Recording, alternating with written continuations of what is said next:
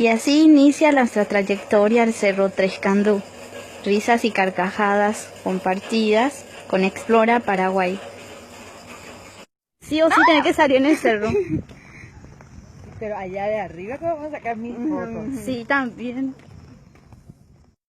Y aquí estamos retomando el viaje con Explora Paraguay en el Cerro Tres Candú, el cerro más alto del Paraguay.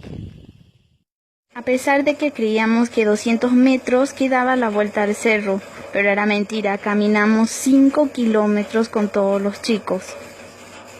¿Y en qué están yendo?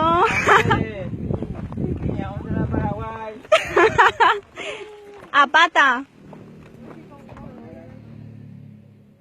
200 kilómetros nomás, pero todo era felicidad. ¿Van a venir en la próxima otra vez? Sí. A pata no. ¿Dónde están? El camino al Cerro Tres Candú. ¿Y qué tal les parece? Espectacular. ¿Qué pinta tiene Cristian, dijiste, Mimi? EPP moderno.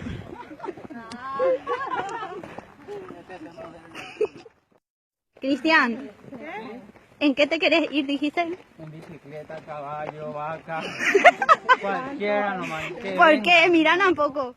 Y hasta que al fin llegamos a nuestro destino. Todo el mundo escalando, 3 kilómetros para arriba. En el trajín no faltaba la arañita que empezaba a tejer. Era hermoso. Todos cada 5 minutos de escala descansaban. El guía era muy empático. De lujo tomando agua. Ustedes nos dicen que volvemos a la Edad Media. Encontrar agua por el camino era lo máximo. Una única experiencia vivida por jóvenes santanianos.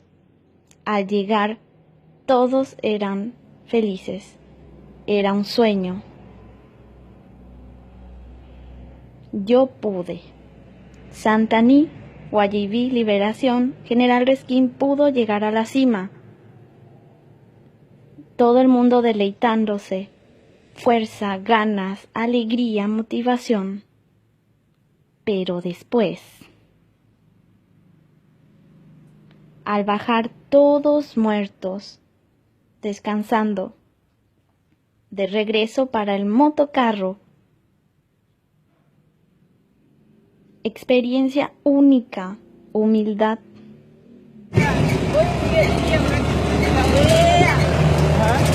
Espero que